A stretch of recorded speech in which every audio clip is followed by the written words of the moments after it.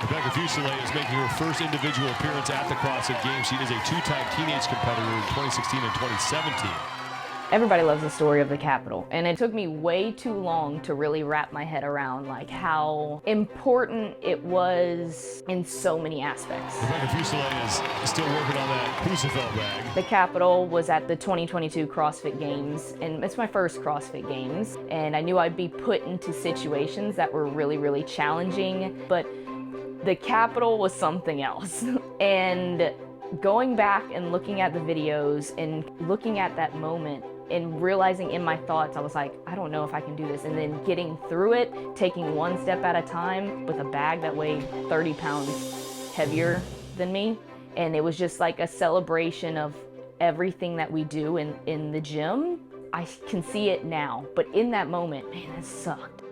We have the famous Capitol picture hanging up in the gym when our beginners and our first-time athletes come in the gym and they first feel like that challenge of a workout. And they're like, Coach, why do I always finish last? I don't like finishing last. And I go, don't tell me about last place.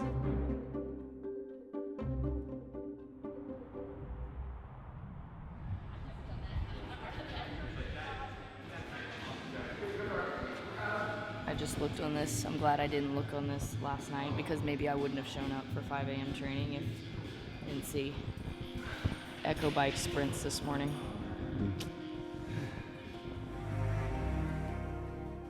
I grew up in the gym and I was a competitive gymnast, made it all the way to level 10.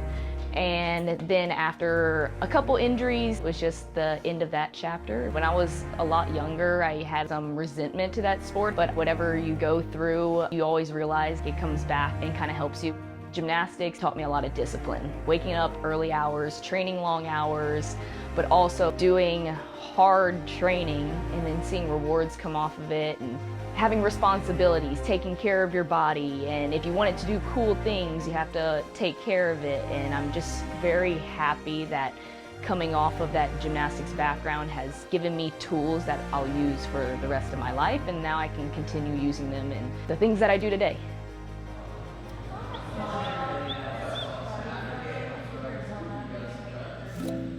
I was introduced to CrossFit in 2013 by my mom, and she had a really cool story of just being mom of 4. We have a pretty big family, and she was like, I was making one of the beds and I couldn't lift up the mattress, and she's like, not today. And she found Matt's gym, CrossFit Bolt, and then 2 years later, I ended my gymnastics career. I kind of knew how to work out, but very quickly learned how you need accountability and everything, and she dragged me to the gym to try my first CrossFit class, and I've lived at the gym ever since. I love to compete. I really do, and I think it's important. I think there's lots of motivating factors. It's the life, being healthy, pushing yourself mentally and physically, and then when you have the extra bonus of like, I can go display this out on a competition floor in front of lots of fans and everything, that's super cool. I've gotten really addicted to the process of like, go, go, go, put in the reps, see the hard work pay off. And it's led me to this mindset of like, yeah, I believe I can make it to the CrossFit Games, be one of the fittest in the world, or just make a solid, funny video for the day. A lot of people have kind of known me from fitness comedy. And that is something I never thought I would get into, because coming out of gymnastics and that age, I was really shy. People don't believe it, I'm introverted, but somehow I've gotten into this little comedy niche, and it's helped me express like a lot of creativity.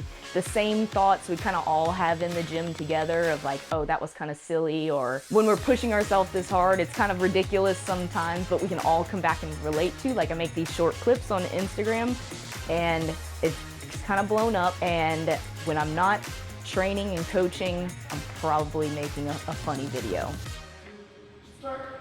Whenever I try to do something like this, the easiest way to get your weights right is think about what's my goal for This guy, Matthew McCraney, sitting right in front of me, opened the gym in 2011, and I'm very thankful that you did. We turned 14 in February, so been around for a little while, and you look back on it, you realize how naive you were, but like also how you really can do anything you put your mind to. Starting at 1,000 square feet, It gets full of people. We knocked out the wall. That got full of people. And then we moved into this bigger space down here. And now we want to knock out the wall or find more space. I am so proud and thankful that I have someone by my side who literally makes me feel like I can do anything. The passion that he shares for making people healthy and fit and living their best life ever, I think he helped me in so many ways through his gym, but just who he is as a person and as a coach. Like, that's where my confidence has come from. He inspired me to become a coach that as soon as I graduated high school, I fought my parents on this. I was like, I'm gonna be a coach. I'm gonna work at the gym. Like, this is what I'm supposed to do. And Matt inspired me to just keep working at that. He's my best friend in the whole wide world. He's a person that makes me feel like we can do anything and hopefully encourage people to feel the same way. I'm so proud to be able to do this by your side every single day. He's sitting right in front of me, making faces at me.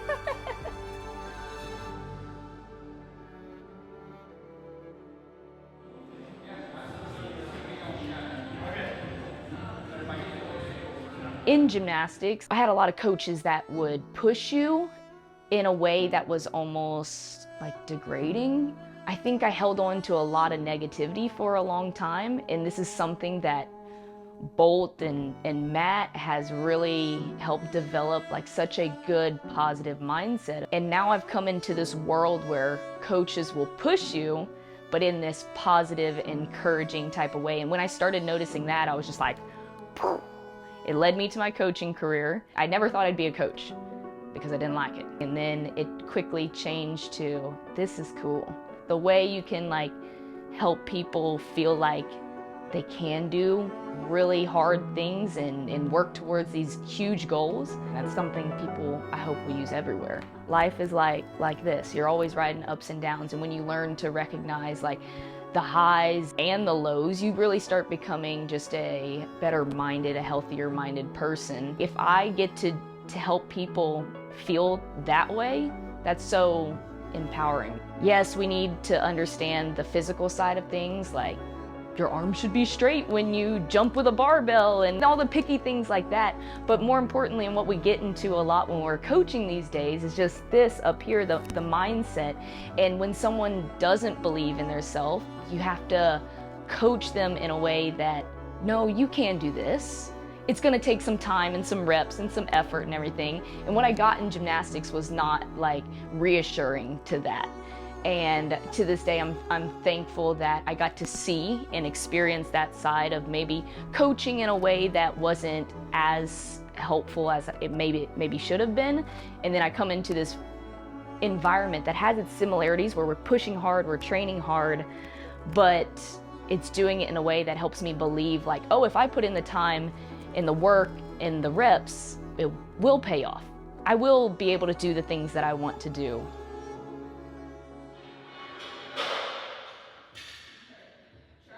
We're setting up for Bolt Wars 2024. I wouldn't really call it a competition. It's like in-house event. We have a theme every year. This year's Mario Kart. Rebecca goes all out, has all these crazy decorative ideas. We kind of transform the gym for a day. People have a lot of fun.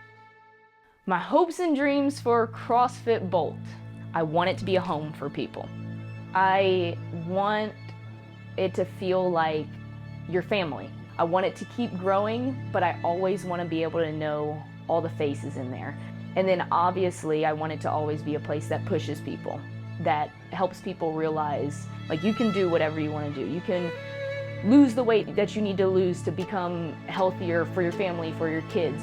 You can train as hard as you want to train to become a competitive athlete. I mean, I did that, and I'm teeny tiny, and my nickname is Big Becca, and people don't realize the irony of it. And just always have a place that people can come to when they feel like life is a little bit crazy, to remind them that you're doing good.